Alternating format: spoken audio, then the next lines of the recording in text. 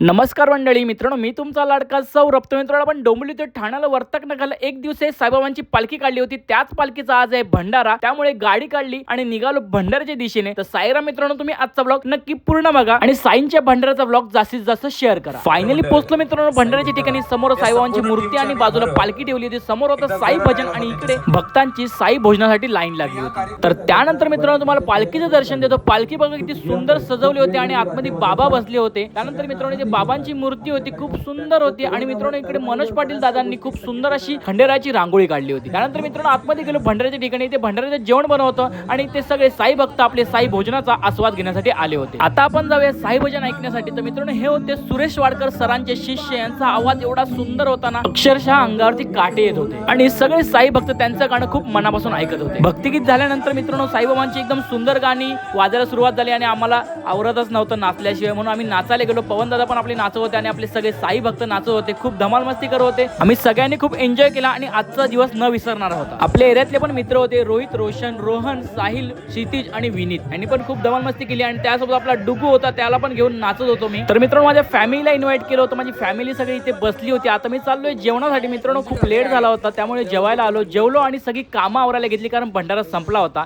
तर त्यानंतर मी घरी आलो. मित्रांनो, तुम्हाला जर आजचा ब्लॉग आवडला असेल, जास्तीत जास्त शेअर करा आणि लाईक आणि फॉलो करा. बाय.